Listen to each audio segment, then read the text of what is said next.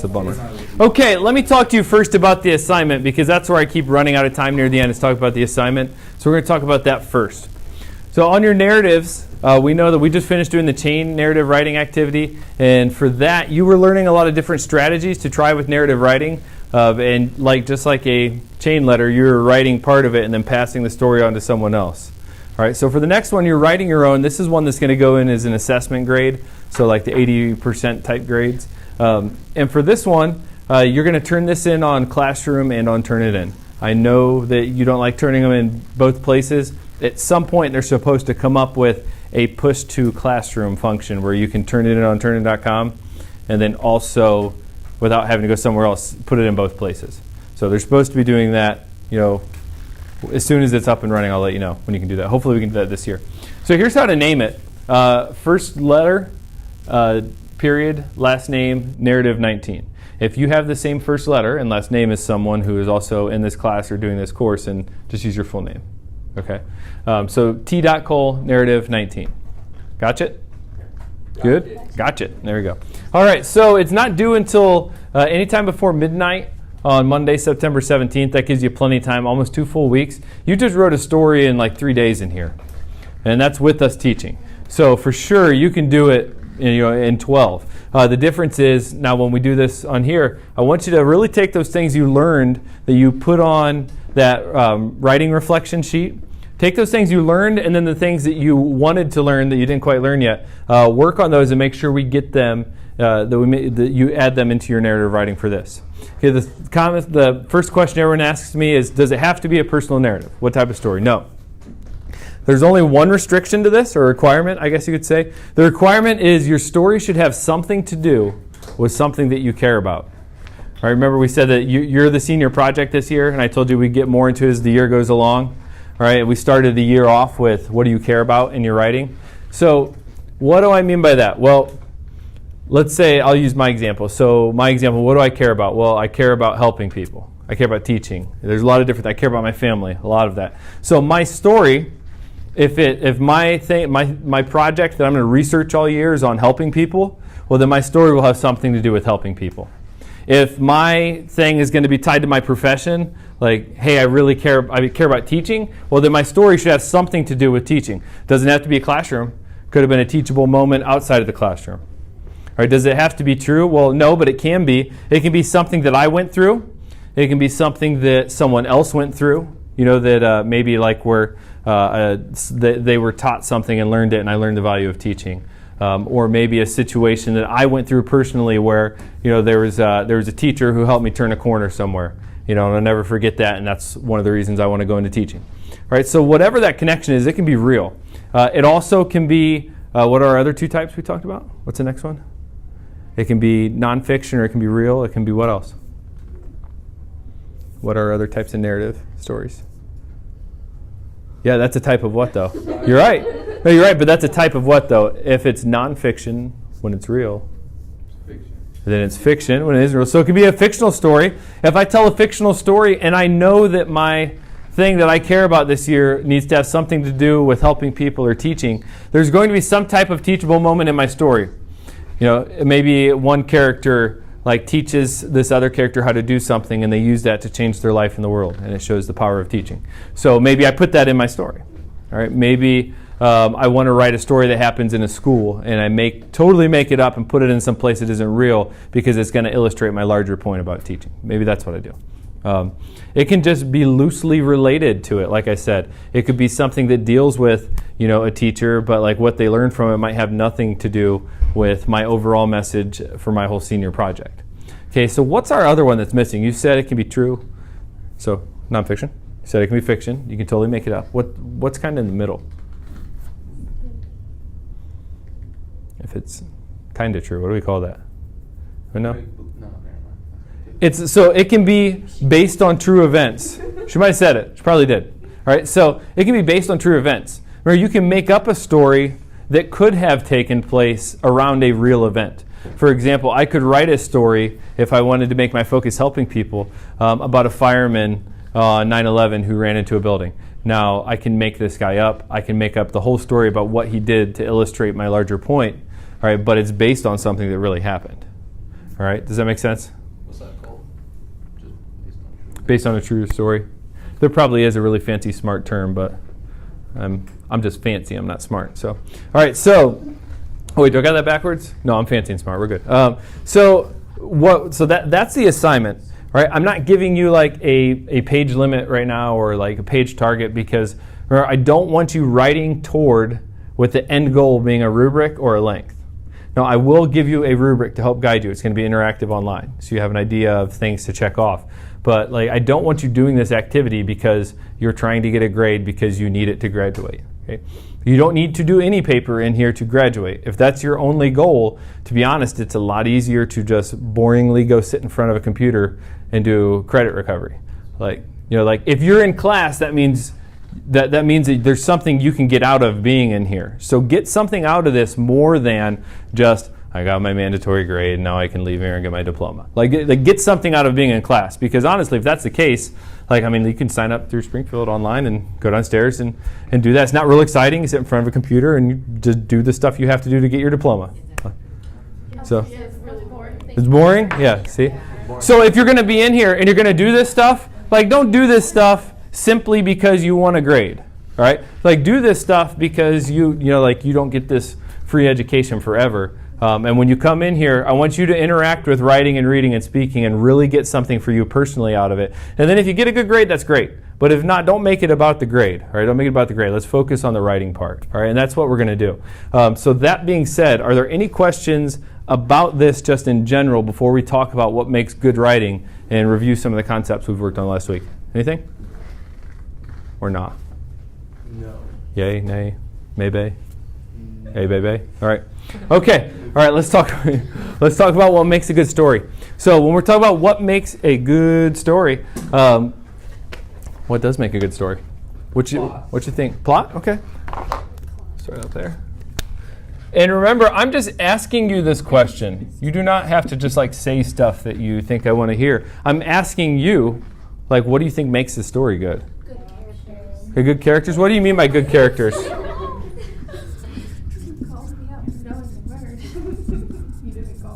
Can you say good characters? What do we mean by good characters? Very described characters. Okay, so You know what I mean? yeah, Good, she's right. She's on the right track. She needs a homeboy or homeboy. She needs someone to help her dunk this. She threw it up there for you. Someone slam dunk this. She got you most of the way there, Connor. Connor can't do it. I was just gonna say dialogue. I wasn't. Okay, we're getting dialogue. We're coming back to these good characters though. I saw a hand in the back. I think Sarah was one of them, and there's another hand too. Sarah, go ahead. I forget what the word is for it, but just instead of saying something was read, just coming out and saying that, Show not tell. Descriptive. Oh my gosh, you're the first class to get that. We're coming right to you. You can put your hand out. I'm coming to you next. All right, but let's put that. I got you. Someone brought that. This is we've talked about this in our classes. This is the first class that picked up show and tell on their own. So with show and tell, if you have to pick one, what would you do? Show is the writer. If you can show and tell, that's even better. What's an example? An example would be I could tell you that my dude Rick is a good guy. I could just come around and be like, Rick's a good guy. Rick's a good guy from Lakemore. Or I could, but it'd be way more interesting and better writing if I show you. So how do I do that? Well, maybe we're at the introduction. I'm trying to get your attention with a hook, and I say, and maybe I started out with a scene because my big thing that I'm personally researching this year is poverty. So maybe I start out with some people, someone picking on Rick because he doesn't have parents, or getting on him because he's got holes in his clothes, or he comes from a lower socioeconomic neighborhood, and the person making fun of him trips and falls, messes up their arm, drops everything in the street. And my dude Rick's a good guy. So he walks over, picks up the person's stuff, picks him up, helps carry it to their place, gets him an ice pack with his last $1. And then the guy and whoever he's interacting with is like, yeah, I'm sorry, I was wrong about you. You're a really good guy. So I can tell you Rick's a good guy, or I can show you that Rick is a good guy. And as a reader or a viewer, you want to be shown that Rick is a good guy most of the time, not just told, right? It's good to tell someone Rick's a good guy if you're trying to Interruption. This message is for all junior high football players. Your game has been rescheduled. It's canceled for today. It has been rescheduled for tomorrow at 4:30 at Woodridge. You will have practice tonight from 2:30 to 4. meet at the field house immediately after school. Okay. So, no junior high football players in here? No junior. All right, we're good. So, again, like telling me that Rick is a good guy is good if like we're trying to hire him to join at McDonald's, right? Or if we're trying to can I trust him to loan him $20? Yeah, Rick's a good guy. He'll pay you back.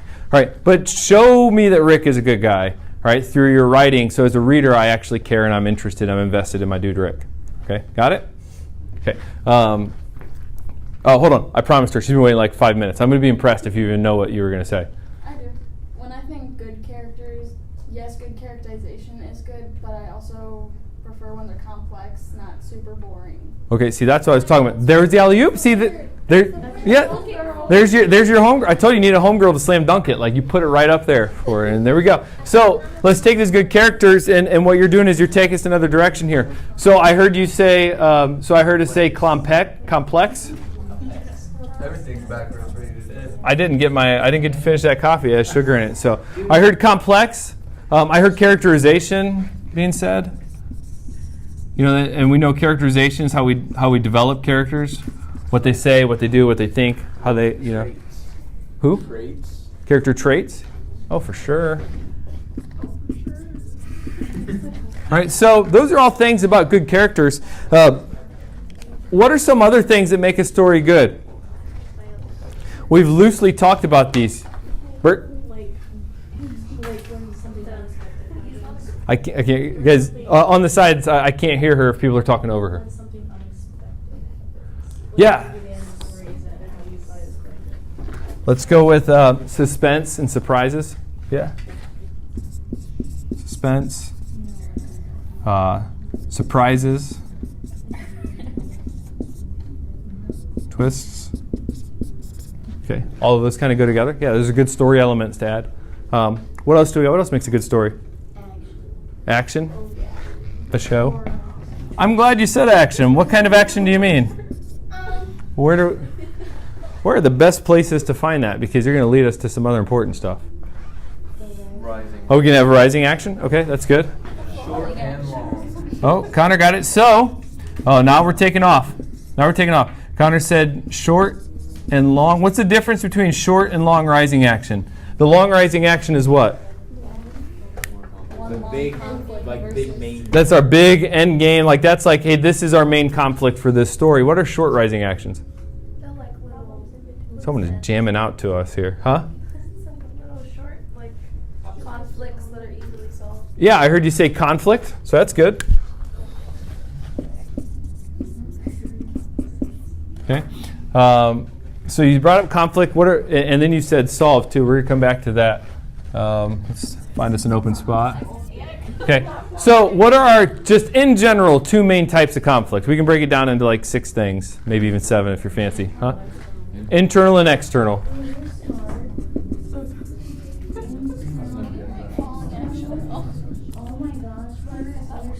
All right. I heard somewhere over here falling action.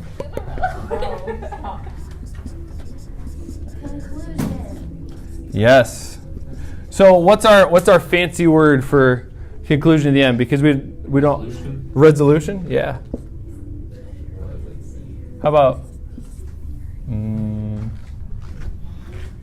Hold on. 1 second. Let me get a little. There we go. Get a little water on that board. Yeah, boy.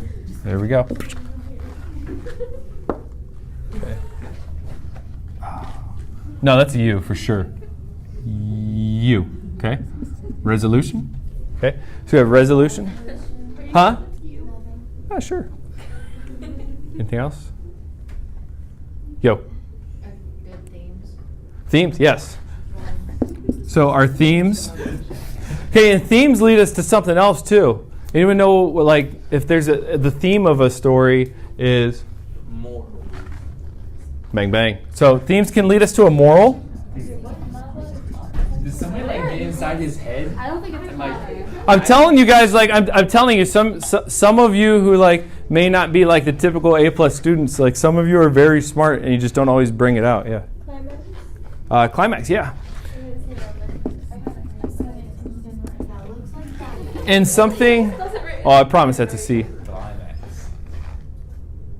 There you go. That one's for the haters. So, all right. So we talk about climax. When we're talking about climax, it's really important to have what type of one in a story. Like, what are some things about the climax? What do you want to? We put. How can you build to a climax? Like, you want the climax to be what part of the story? Yeah, like, well, not even necessarily the middle, because remember, the rising action generally is typically the longest part of the story. But we want it to be, like, clear, right? So we want some type of event. Remember, climax doesn't have to be, like, sitting on the edge of your seat thriller. You know, like, but it needs to be where our protagonist confronts this antagonist, all right? And how they do that might be in a very funny way. It might be in a, like in a very serious way. It might be in a romantic way. It might be in like a really suspenseful way. Those can be some of the best ones where we're like sitting on the edge of our seat because we're in our character's shoes. So we really want like a clear climax, or I could say clear climactic event. Something to which we can point. So I can say, yeah, that when that happened, character's able to do this. So if I just look in general, you see resolution. Did we put falling action up there? Yeah, we sure did. What do we call that when we talk about climax, falling action, resolution into the end of the story? What's that movement called? What's our fancy French word? Denouement. Like that's our fancy one. So denouement. All right. There are a lot of other things that we didn't yet put up here that we could. Because y'all's is out as what? What time? 58. Oh, perfect. All right, so I want us to go to the next step. And there are some things we didn't put on here, but that's okay. The purpose of doing this is we're combining it kind of like a character web, kind of like a word splash where you just throw things up there. Now, the next step is to make connections. We're going to see what type of connections we can make with these things. And this is what we'll use as part of our review. So instead of staring at this rubric and trying to write my story based on a rubric, I'm going to look at what makes a good story. Because if I'm doing this stuff, I already know that this is good to make a good story. My goal is to make a good story here. All right, so let's do it. What makes a good story first? All right, and then we'll look back at the rubric and say, hey, did I do a good job of doing this when I wrote this good story? Does that make sense to you? Can I take a picture of that? Yeah, I'm going to take a picture and put it on Classroom. All right. So I'll have all four of them. I'll have actually from all my classes today. I'll be up there except for first period. Sorry, first period. I forgot to take a picture.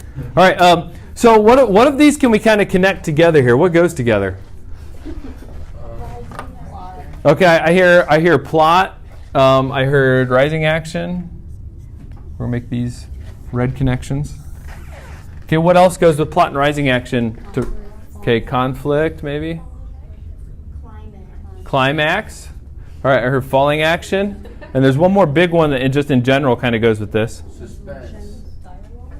I'm hearing something. Oh, it's actually right by plot. Resolution. Resolution or resolution, depending if you believe whether or not I wrote URL. All right, so those all go together, and now I can take these, or I can take these as you have said. Where else can we connect these things? All right, so the one thing that I feel like we're missing something though, we have the resolution, falling action, rising action, climax. What? Introduction and exposition, yeah. So what I can do now is I can add to this. So if you think about this, this is a good activity because as you're going along, it's going to help you remember things that you had forgotten to put down. So instead of starting with a list of things and say these words over and over again until I remember them in order, all right, I'm starting with, okay, this is what I do know, and then I'm trying to activate my memory back to other things by making connections that I should know. All right, so what are some things? Let's start with introduction. Anything in here go with the introduction or no? Good characters. Okay, good characters. Yeah, we want to meet characters in the introduction. Okay, I heard themes. Yes, you definitely can do that. Remember we talked about A Tale of Two Cities, where they start you off with a theme and then they tie back at the end. Okay. Anything else, or is that it for intro? Action maybe. You can. You don't have to. It could go. If I had a third color of things, it could go. I could go with that. Yeah, you could use dialogue. I'll use brown. Probably won't be able to tell on camera. I'll use brown. So some of these, let's circle the things that don't really belong to any one particular thing, but are just good story elements. Someone said dialogue. Show and tell, yeah. Anything else that doesn't really stick to one particular area, but it's just good? Suspenses, surprises, twists. Yeah, that can kind of happen. I heard action. Okay, now let's take a look at what else can be connected here. So with characterization and making them complex, at what point of the story do we really see them develop or change? Rising action. Yeah, big first place is like the rising action. Oh, I have a blue one somewhere. Short on marker colors. I mean, if only. No, I think Dumby died. Actually, on my desk, I think I might have some. So if only I had a birthday coming up, I might be able to get some colored markers from anybody who cared. Oh, here we go. What size shoe you wear? Huh? What size shoe you wear? Depends. 10.5 or 11 usually. All right. So. All right, what was I doing with this? Someone help me out here. Let's keep me moving here. So we were gonna connect characterization to the rising actions. What you said, yeah. And the rising action is a great place for us to find what? Conflict. Yep, for sure. All right, when we connected short and long. All right, that looks like it's it for rising action. How about our next part here? How about the climax? Anything that goes with that? Yep, we're already connected to falling action on that. How about what can be solved near the climax? Specifically, remember that's where our protagonist confronts the big antagonist. What part of the story is that? That's called the what? So you have the rising action up to the climax where you face which rising action? The long rising action. Yeah. So we're going to connect that back to there. Okay, and we said characterization, we pointed to here. For sure, that's where we see a lot of the short rising actions. Where do we tie up those short rising actions? The falling action, right? Yeah, because all of those little short rising actions we had along the way, we want to tie them up at the end. Okay. Any other connections we can make here? Falling action to resolution. Okay, yeah, it leads into the resolution. Okay, so what I did here is this was my way of reviewing. All right, this is something you can do when you go to do something. You start with what you know. Don't start with a general list of things you're trying to memorize and spit back at someone. Start with what I actually learned. So when you think about what did I learn in this activity, right? And we did that in our reflection. You may have picked up a lot of stuff in here that you didn't put what you learned in that activity. Did you guys notice that? Anybody? There's probably a lot of stuff up here like, oh wow, I didn't think about that for what I learned, but I definitely learned that. And then by doing this, I learned also what I don't know yet, and I learned how these things connect and work together. All right, so what we'll do is I'll take pictures of all the classes so you can see what the other classes came up with, maybe some stuff you didn't pick up. I'll put them on Classroom. When we come in tomorrow, we're going to jump right into starting writing narratives, and you have those pictures of ideas to get you going. All right, I'm going to give you some little mini lessons along the way, but I really want you to get going with the story. Between now and then, think about what do I care about, all right? What makes a good story, and just a general idea of I'd like to write a story about blank. All right, on your way in tomorrow. And then we're going to hit the ground running.